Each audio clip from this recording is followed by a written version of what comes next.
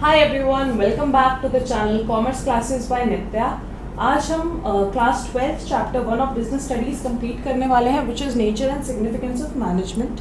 I request all of you if you have not watched part 1 and part 2, please watch them first and then come to this part. This is going to be the third and the last part for this chapter.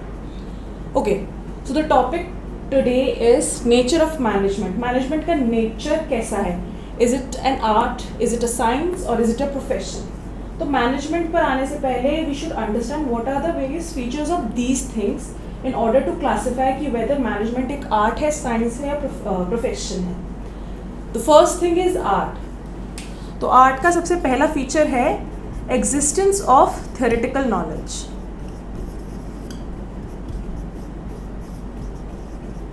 ठीक है, theoretical knowledge.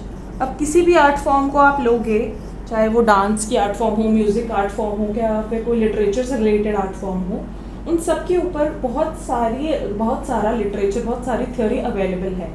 क्या ये feature management में है? I would say yes, this feature is present in management, क्योंकि management के principles के ऊपर बहुत सारी थ्योरीज, बहुत सारा लिटरेचर बहुत लोगों ने बनाया है and that is available. So existence of theoretical knowledge is a feature of art which is present in the management as well. The second feature of art we have is personalized application.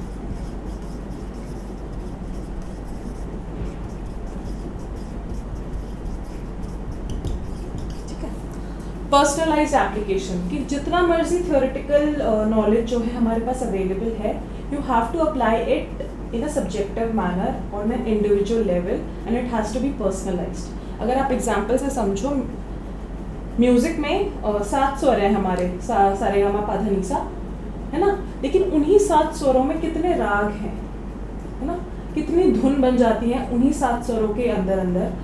For example अगर हम ले से A.R. Rahman, who is a legend, वो क्या कर रहे हैं, वो इन्हीं 7 स्वरों के अंदर उन्होंने कितनी कॉम्पोजिशंस निकाल दी हैं and which are very different from other music directors and composers.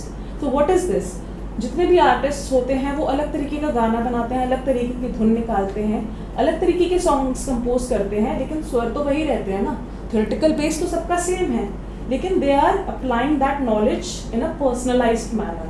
So there has to be personalised application. अब क्या ये फीचर मैनेजमेंट में है? Yes, this feature of art is also present in the management. How? Management की theories available हैं, principles के बारे में हमें पता है, हम आगे आने वाले chapters में भी पढ़ेंगे. लेकिन क्या हम ऐसे ही उठाकर principles को as it is अपनी organization में लगा सकते हैं? No. There has to be a personalized application as per the situation and circumstance. आपने principle पढ़ा, वो 1980s की बुक में लिखा हुआ था या 1900s में लिखा हुआ था, क्या उस टाइम पर भी ऑर्गेनाइजेशन ऐसी ही थी या उस टाइम पर भी एनवायरनमेंट ऐसा ही था? नहीं. वो एक प्रिंसिपल है जिसको आप रेफ़र कर सकते हो. रेफ़र करने के बाद उसको मॉडिफाई कर सकते हो as per your need, as per the organisational need, and then you can apply it in a personalised, in a customised manner. Okay, so management में भी ये फीचर हम देखते हैं जो आर्ट का है. And the last is based on practice and creativity. Yes, based on practice and creativity. अगर कोई आर्टिस्ट है, से कोई स्केच बनाता है, आजकल तो हम इंस्टा पर भी देखते हैं लोग कितने स्केच बनाते हैं, क्या आपको लगता है जब उन्होंने स्टार्ट करा होगा तो उनका जो स्किल लेवल है वो उतना ही था? Of course not. कैसे इम्प्रूव किया उन्होंने? With practice and creativity. आप जितना प्रैक्टिस करते हो उतनी आपकी स्किल इम्प्रूव होती है and you start getting creative also because now you are more skilful. तो आप अलग अलग चीज़ें और नई चीज़ें और एडवांस चीज़ें ट्राई करते हो.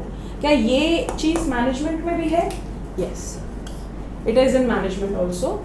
मैनेजमेंट में अगर आप नए नए मैनेजर हो, आप देखना कभी भी किसी भी ऑर्गेनाइजेशन में जब कोई एक नया मैनेजर अपॉइंट होता है ना, he faces a certain challenges which the old managers are not facing. Old by old I means the experienced ones, जिनको इंडस्ट्री में 5-10 साल हो गए हैं, वो एक सिचुएशन को बहुत आसानी से सॉल्व कर लेते हैं, while a person who has been just appointed as a manager, who is new to this field, उसको प्रॉब्लम आएगी. Why is it so? Because practice and creativity. जो सिचुएशन आप पहली बार देख रहे हो, जो 10 साल से काम कर रहा है उस ऑर्गेनाइजेशन में, वो सिचुएशन वो बहुत बार पहले पास्ट में हिस्ट्री में देख चुका है, एंड वो प्रैक्टिस कर चुका है अलग अलग principles of management, and now he knows that which is the best solution for a particular kind of a situation. So practice. And दूसरा creativity, कि कई बार situation में आपको innovative भी होना पड़ता है. You may have a situation which looks like the previous one, but it may have a better solution. For that you have to be creative. So management में art के तीनों features आते हैं: existence of theoretical knowledge, personalized application, and based on practice and creativity. On the basis of this, I can say that management is an art. Next, let's move on to science. अब science में क्या है? Science is a systemised body of knowledge. ये तो हम बोल ही सकते हैं, ऑफ कोर्स. बड़े ही सिस्टमैटिक तरीके से based on logics and principles जो है साइंस की बॉडी ऑफ नॉलेज है. साइंस की जो बुक्स हैं, साइंस का जो लिटरेचर है, साइंस के जो experiments already tested and proven है, उनके बेसिस पे हम कह सकते हैं it is a systemised body of knowledge. क्या मैनेजमेंट भी ऐसा है? मैनेजमेंट की जो लिटरेचर है it is systematic. Yes, it is very systematic. Okay. Management के जो प्रिंसिपल्स हैं दोज आर यूनिवर्सल प्रिंसिपल्स. ऐसा नहीं है कि जो प्रिंसिपल्स इंडिया में आप अलग प्रैक्टिस करोगे, अगर आप यूएस चले जाओगे तो अलग प्रैक्टिस करोगे. They are universal in nature, just like the principles of science which are universal in nature. Next is principle based on experimentation.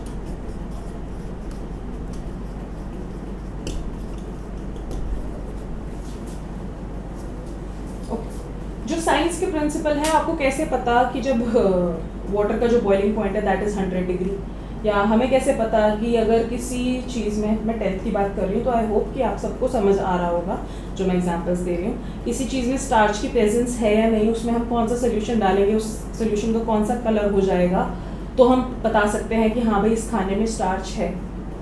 All these are done through experiment. पहले experimentation होता है, जब उसकी वायबिलिटी प्रूव हो जाती है, उसकी validity prove हो जाती है, that on the basis of experiment we can conclude that this is a principle of science.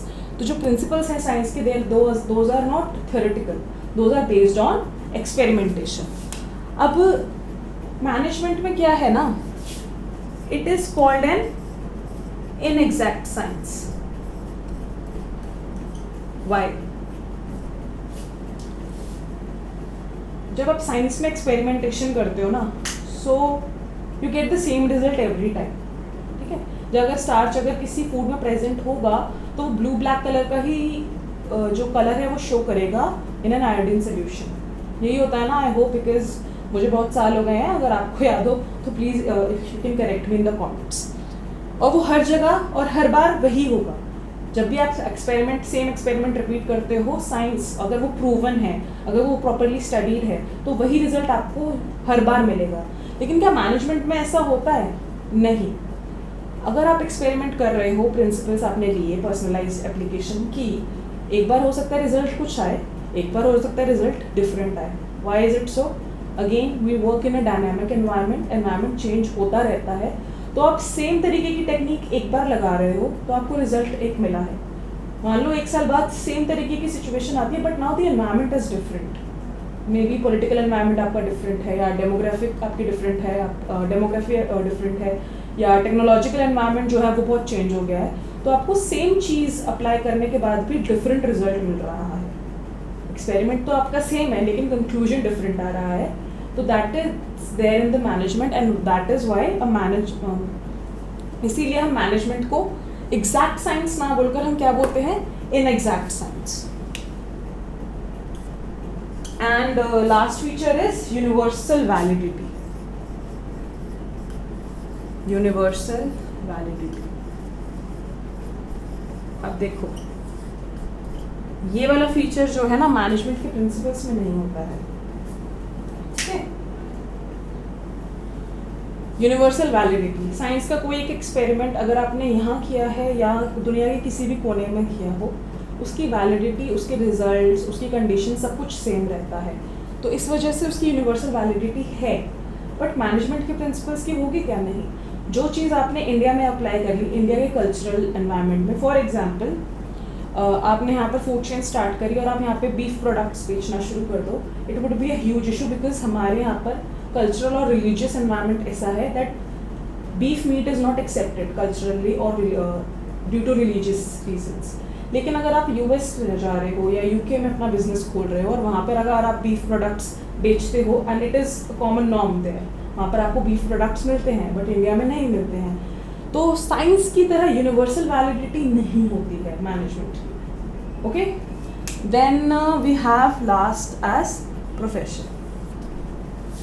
Art को हम बोल सकते हैं management is an art, science के लिए हम बोल सकते हैं management is an inexact science, and the last one is profession. Profession, it has a well defined body of knowledge.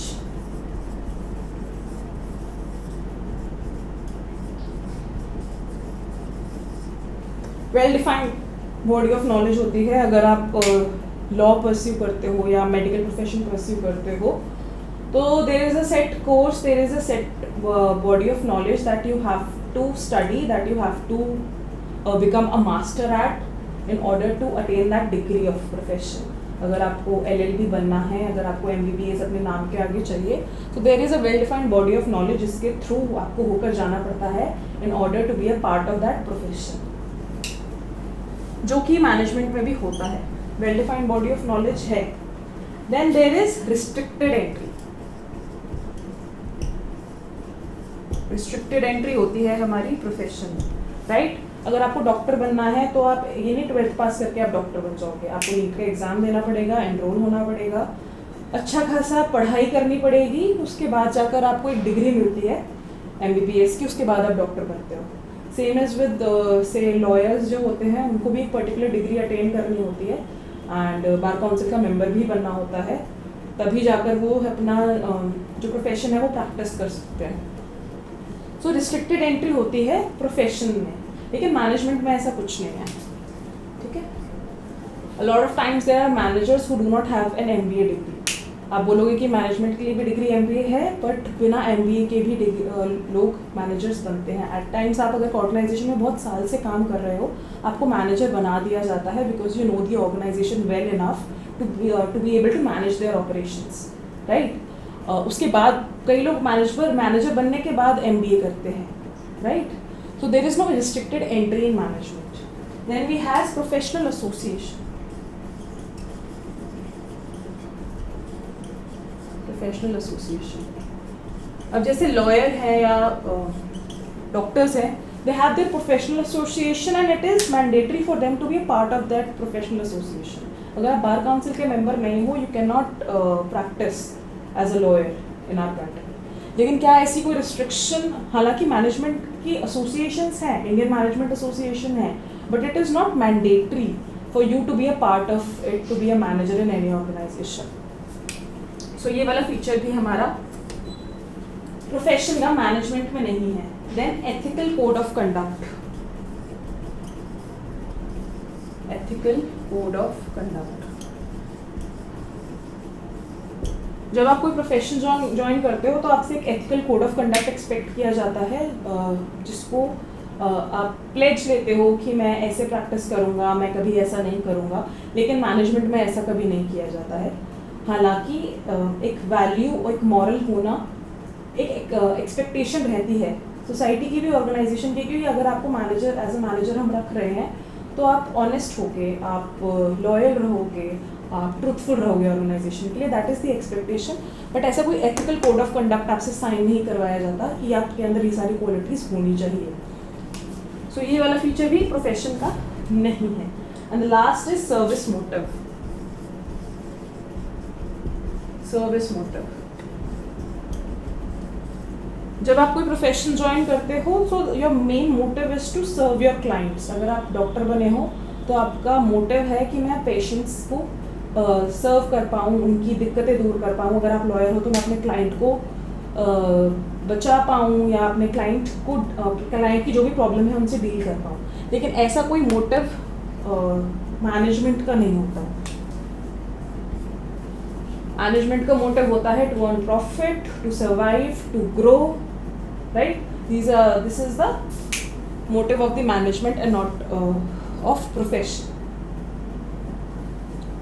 Now we have done nature of management. So इन सब के basis पे ना व्हाट वी कैन से कि management के अंदर art के feature हैं, साइंस के फीचर हैं, प्रोफेशन के फीचर्स नहीं हैं। ठीक है? तो management is an art of applying the principles which are based on science. ठीक है? प्रिंसिपल्स के बेसिस पे आपको जो प्रिंसिपल्स मिले हैं मैनेजमेंट के यूनिवर्सली अवेलेबल हैं।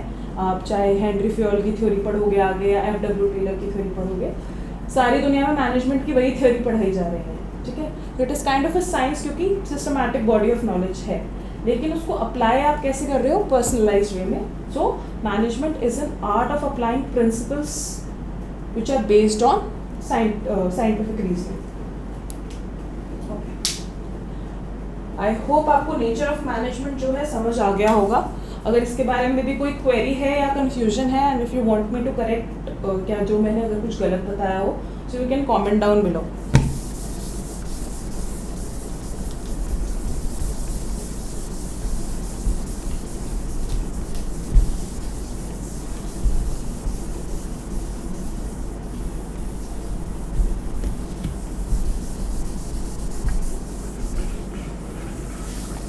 Okay, fine. Nature of management we are done, and we have concluded that management is art and science but not profession. Right. Next is levels of management.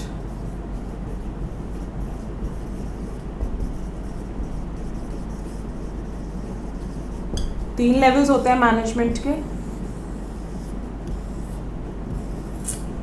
Top, middle and operational. ठीक है? Top level पर कौन आते हैं? वो लोग जो organisation का मिशन, विजन डिसाइड करते हैं, स्ट्रैटेजीज, पॉलिसीज फॉर्मुलेट करते हैं। ये वाला काम जो होता है ना, ये सारा टॉप लेवल पर होता है। तो इसमें कौन आएगा? आपका CEO आ जाएगा, आपका CFO आ जाएगा, आपका डायरेक्टर एंड प्रेसिडेंट, VP। ठीक है? जो भी हाई रैंकिंग ऑफिसर्स होते हैं in an organisation, they come in the top management, they decide the vision, mission, strategy, policies that are going to be followed in the organisation. वो कौन करता है? ये लोग करते हैं। Then middle level. Middle level पर कौन आते हैं आपके?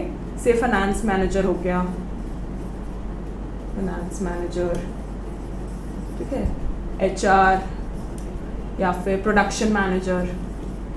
Who are these? Middle level पर वो लोग हैं जो इन पॉलिसीज को या जो विजन या मिशन डिसाइड करा है टॉप मैनेजमेंट में, इसको एग्जीक्यूशन फेज में लाएंगे। वो कौन लाएगा? वो लाएंगे ये middle level managers, and they are a link between the top level and the operational level workers. अगर मान लो यहाँ पर ऑपरेशन लेवल पर नीचे कोई वर्कर है, उसका कॉन्टैक्ट टॉप लेवल वालों से नहीं होता है। यहाँ की जो भी पॉलिसीज़ हैं, जो भी उनका विजन है, मिशन है, वो मिडिल लेवल मैनेजर्स को बताया जाता है। देन मिडिल लेवल से वो फ्लो करके जाता है नीचे लेवल पर एग्जीक्यूशनरी फेज के लिए। ओके, ऑपरेशनल, इसको हम बोलते हैं, ये होते हैं हमारी वर्क फोर्स। एग्जीक्यूशन की रिस्पॉन्सिबिलिटी इनकी है, लेकिन एग्जीक्यूट कर कौन रहा है? ऑपरेशनल वाले। ठीक है? जो फैक्ट्री में हमारे वर्कर्स होते हैं, जो एक्चुअल प्रोडक्शन में इन्वॉल्व होते हैं, वो यूजुअली आते हैं ऑपरेशनल लेवल ऑफ मैनेजमेंट।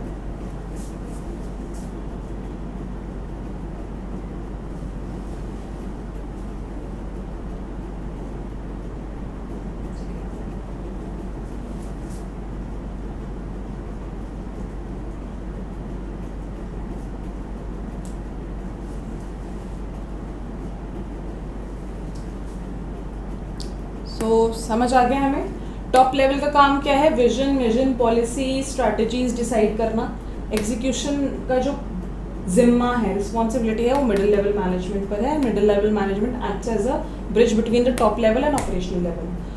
ये लोग काम बताते हैं इंटरप्रेट करके किसको, ऑपरेशनल लेवल के जो वर्कर्स हैं या सुपरवाइजर्स हैं जो इसमें ही आते हैं, और फिर वो सुपरवाइजर्स क्या करते हैं, वो वर्कफोर्स से वो काम करवाते हैं.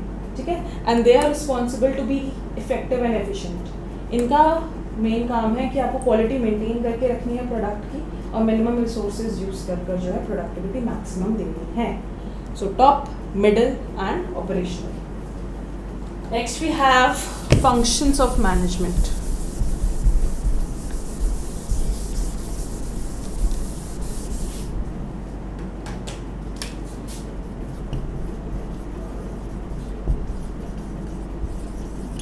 Functions of management.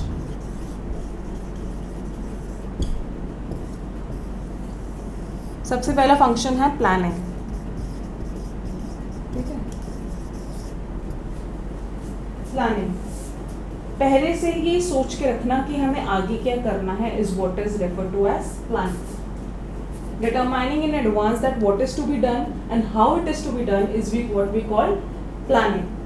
तो इसमें जब आप प्लानिंग करते हो, आप एक फ्यूचर सिनेरियो प्रिडिक्ट करते हो कि मुझे ये काम करना है, कैसे करना है, क्या क्या चैलेंजेस आएंगे, क्या उन चैलेंजेस को टैकल करने के लिए मुझे क्या क्या करना पड़ेगा.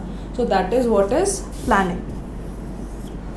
प्लानिंग के बाद है organising.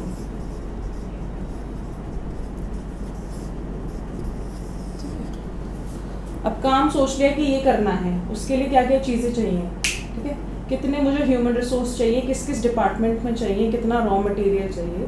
So right things at right place. Organise करना कि सही जगह पर सही चीज़ें पहुंच जाएं और सही लोग पहुंच जाएं. ठीक है, अब सही लोग कैसे पहुंचेंगे, as per their qualification and their ability. आप प्लेस करते हो लोगों को कि ये इंसान फाइनेंस डिपार्टमेंट में बहुत अच्छा करेगा, ये प्रोडक्शन डिपार्टमेंट में रहेगा, ये HR डिपार्टमेंट में रहेगा. ठीक है, ऐसी रॉ मटेरियल हमारा टाइमली हमारी इन्वेंट्री में आ जाए. जो हमारा स्टॉक फिनिश्ड गुड्स का है, जो तैयार हो चुके हैं, वो सही टाइम पर शेल्फ्स में चले जाएं सेल के लिए. तो that is called as organising. Organise होने के बाद आप क्या करते हो, स्टाफिंग. स्टाफिंग का क्या मतलब होता है, सही लोगों को सही जगह पर रिक्रूट करना. स्टाफिंग के अंदर आपका रिक्रूटमेंट आता है, जिसमें आप एप्लीकेशंस रिसीव करते हो, लोगों से इंटरव्यू लेते हो, टेस्ट लेते हो, देन उनकी प्लेसमेंट करते हो कि कौन सा इंसान कौन कौन सी पोजीशंस पर जाएगा, कौन फाइनेंस मैनेजर बनेगा, कौन सुपरवाइजर बनेगा, कौन प्रोडक्शन मैनेजर बनेगा. देन इंडक्शन एंड ट्रेनिंग भी होता है, उनकी अच्छे से ट्रेनिंग करते हो ताकि वो जो अपने फंक्शंस हैं वो अच्छे से परफॉर्म कर पाए. That is known as staffing. Then is directing. Directing का क्या मतलब होता है, guiding them to work, motivating them and leading them to work towards the organizational goals is known as directing. इसके अंदर मोटिवेशन की पॉलिसी, मोटिवेशन की काफ़ी अच्छी खासी थियरीज हैं डायरेक्टिंग के अंदर, लीडरशिप की थियरीज हैं. सो डायरेक्टिंग के अंदर जो दो मेन फंक्शंस होते हैं, that is motivating and leadership. Then last we have is controlling.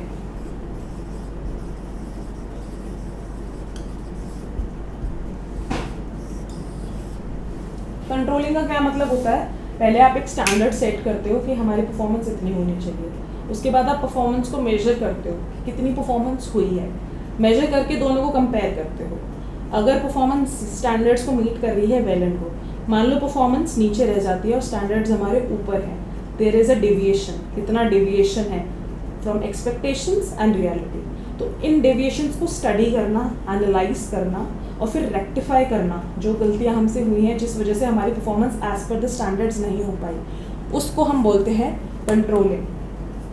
Okay, so the functions of management are planning, organising, staffing, directing and controlling. इन सारे फंक्शंस को हम एक एक करके आगे आने वाले चैप्टर्स में भी पढ़ेंगे. सो अभी आई होप आपको बेसिक आइडिया जो है फंक्शंस ऑफ मैनेजमेंट का वो क्लियर हो गया होगा. The last thing is chapter में is coordination.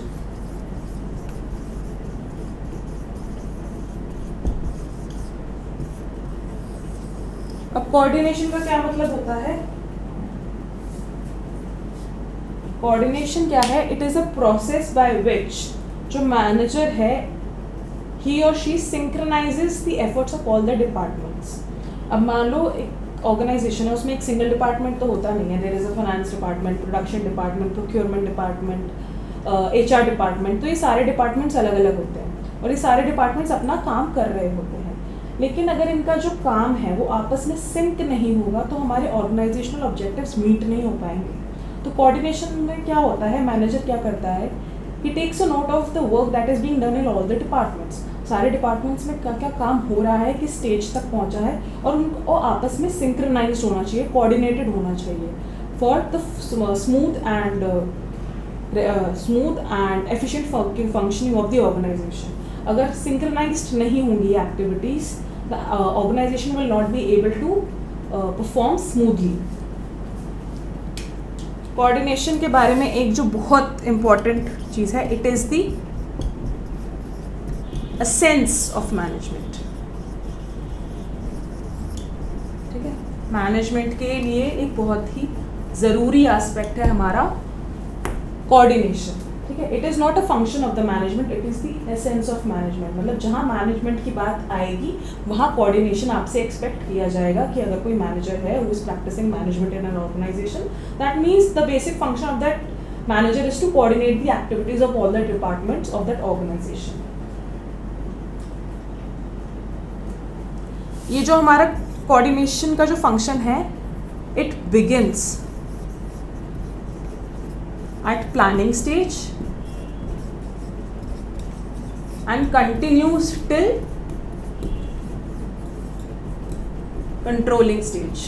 ठीक है, तो ऐसा नहीं है कि कोऑर्डिनेशन आप किसी पर्टिकुलर फंक्शन को प्रैक्टिस करते हुए ही करते हो. प्लानिंग से लेके कंट्रोलिंग तक सारे फंक्शंस के बीच में कोऑर्डिनेशन होना चाहिए. Then we have characteristics. Characteristics क्या क्या हैं कोऑर्डिनेशन की, वो समझ लेते हैं हम.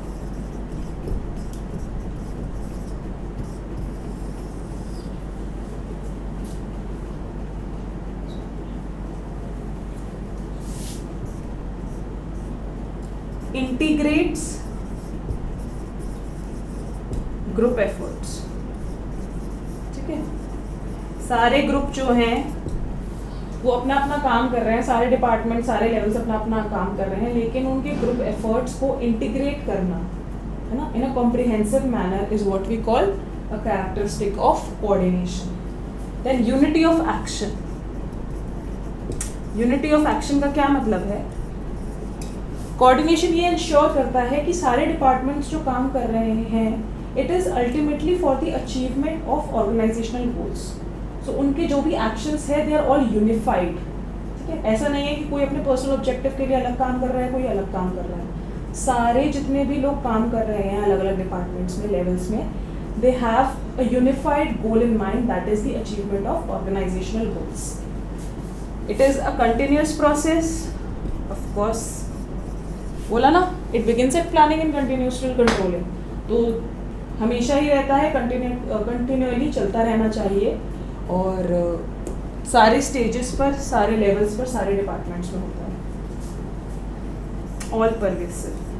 आप देख रहे हो इसकी characteristics are almost similar to the characteristics of management, क्योंकि कहा भी गया है it is the essence of management. All pervasive का मतलब मैं आपको बता चुकी हूँ. किसी भी लेवल पर, किसी भी डिपार्टमेंट में, चाहे छोटी ऑर्गेनाइजेशन हो चाहे बड़ी ऑर्गेनाइजेशन हो, कोऑर्डिनेशन होना ज़रूरी है. It is a mandatory requirement. Then we have deliberate. It is deliberate. अब deliberate का क्या मतलब होता है? Deliberate का मतलब है कोऑर्डिनेशन अपने आप नहीं हो जाता है ना. You have to do it. आपको deliberately वो करना पड़ेगा. हर डिपार्टमेंट अपना अपना काम कर रहा है, वो अपने आप उनके एफर्ट्स यूनिफाई नहीं हो जाएंगे. As a manager you have to deliberately see कि सारे डिपार्टमेंट्स के जो काम हैं वो उन स्टेजेस पर हो जहाँ पर उनको सिंक्रोनाइज करके, यूनिफाई करके आप ऑर्गेनाइजेशन के जो गोल्स हैं वो अचीव कर पाओ. So it is deliberate, it is not automatic. Then responsibility of all managers.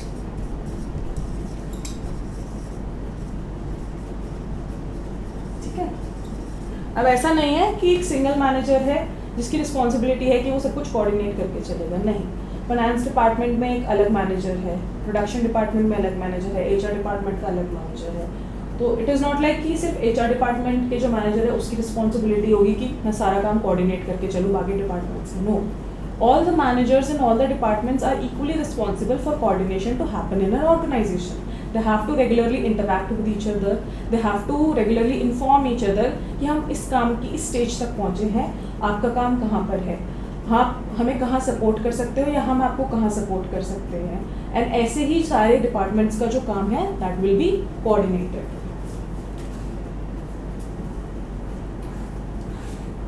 तो जब हम ये बात करते हैं ना responsibility of managers, all managers, तो कोऑर्डिनेशन के लिए ना एक बड़ी ही इम्पॉर्टेंट चीज़, आई होप आपको ये समझ आ गया होगा, बड़ी ही इम्पॉर्टेंट चीज़ है जो कोऑर्डिनेशन के लिए बड़ी ज़रूरी है, उसको हम बोलते हैं कोऑपरेशन। ठीक है, अपने सहकर्मियों के साथ मिलकर ऑर्गेनाइजेशन के जो गोल्स हैं उनको अचीव करना is called cooperate, being cooperator. अगर फाइनेंस मैनेजर और एचआर मैनेजर की आपस में बनती ही नहीं है और वो दोनों आपस में बात ही नहीं करते हैं, तो उनके डिपार्टमेंट्स के जो काम हैं वो हो भी रहे हो लेकिन वो यूनिफाई होकर आप ऑर्गेनाइजेशनल गोल अचीव नहीं कर पा रहे हो, तो वो क्या हो गया, वो सारा जो मेहनत है, जो सारा काम बाकी डिपार्टमेंट्स ने भी करा है, वो क्या हो गया, वेस्ट हो गया। It is a wasted effort. So coordination without cooperation is a wasted effort. Okay, then we have importance of coordination. अब इस कोऑर्डिनेशन की इम्पोर्टेंस क्या है, इम्पोर्टेंस समझ लेते हैं।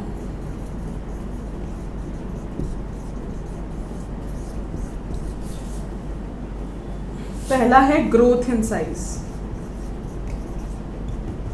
हमने पढ़ा था ऑर्गेनाइजेशनल ऑब्जेक्टिव में, ऑर्गेनाइजेशनल ऑब्जेक्टिव हमारा है कि हमें ऑर्गेनाइजेशन को आगे 5-10 सालों में ग्रो करना है। आज 1 लाख की है तो कल 10 लाख की हो जाए, आज 1 करोड़ की है तो कल को 5 करोड़ की ऑर्गेनाइजेशन की मेरी वैल्यू हो जाए, that is growth in size. अगर आपकी ऑर्गेनाइजेशन में कोऑर्डिनेशन ही नहीं है तो जैसे जैसे ऑर्गेनाइजेशन बढ़ती जाती है ना, उसके जो फंक्शंस होते हैं वो कॉम्प्लेक्स होते चले जाते हैं, नंबर ऑफ डिपार्टमेंट्स बढ़ते चले जाते हैं, नंबर ऑफ डिविजन्स बढ़ती चली जाती हैं। तो जितनी बड़ी ऑर्गेनाइजेशन होती जाती है उतनी ज़्यादा कोऑर्डिनेशन की जो नीड है वो बढ़ती जाती है। ठीक है, so if you want your organisation to grow in size faster and be smooth in functioning, coordination is very important. Then है फंक्शनल डिफरेंशिएशन। फंक्शनल डिफरेंशिएशन का क्या मतलब है, एक ऑर्गेनाइजेशन में अलग अलग फंक्शंस के अलग अलग डिपार्टमेंट्स होते हैं, जैसे कि मैं बता चुकी हूँ, फाइनेंस डिपार्टमेंट है, प्रोडक्शन डिपार्टमेंट है, एचआर डिपार्टमेंट है, प्रोक्योरमेंट डिपार्टमेंट है, स्टॉक डिपार्टमेंट है, अलग अलग डिपार्टमेंट्स हैं। तो ये क्या है, आपने फंक्शंस के बेसिस पे डिफरेंशिएट करके डिपार्टमेंट्स बना दिए। अब इन सबका जो काम अपना कितना चल रहा है उसको यूनिफाई करने के लिए कोऑर्डिनेशन इज इम्पोर्टेंट, ताकि उनका जो सारा काम है, अलग अलग तरीके का काम है, वो सारा एफर्ट हम मिलाकर जो हमारा अल्टीमेट गोल है वो हम अचीव कर पाए। And that then is specialisation. ठीक है, ऑर्गेनाइजेशन में स्पेशलाइजेशन के बेसिस पर डिपार्टमेंट्स बनाए जाते हैं। अगेन फाइनेंस का जो बंदा अच्छा है, जिसकी फाइनेंस में एक्सपर्टीज़ है, उसको फाइनेंस डिपार्टमेंट में डाला जाएगा। जिसकी एक्सपर्टीज़ से मोटिवेशन में या लीडरशिप स्किल्स बहुत अच्छी है या फिर पब्लिक डीलिंग बहुत अच्छी है, उसको एचआर डिपार्टमेंट में यूजुअली या फिर सेल्स डिपार्टमेंट में यूजुअली डाला जाता है। तो स्पेशलाइजेशन के बेसिस पे डिपार्टमेंट्स में लोगों को रखा जाता है और उनके एफर्ट्स को कोऑर्डिनेट करने के लिए कोऑर्डिनेशन, उनके एफर्ट्स को यूनिफाई करने के लिए कोऑर्डिनेशन बहुत ज़रूरी है। सो यहाँ हमारा जो चैप्टर है, chapter 1 of that is nature and significance of management खत्म होता है। आई होप आपको इसके जितने भी डिफरेंट एस्पेक्ट्स हैं वो समझ आ गए होंगे। अगर आपकी कोई क्वेरी है, you can comment down below. if you like the video then subscribe to the channel, like कर देना। and कोई भी अगर आपका constructive criticism है या feedback है या suggestion है, I would love to hear them in the comments and I would definitely reply as well. so see you in the next video. next video हम शुरू करेंगे chapter 2, that is the principles of management. till then take care, bye bye.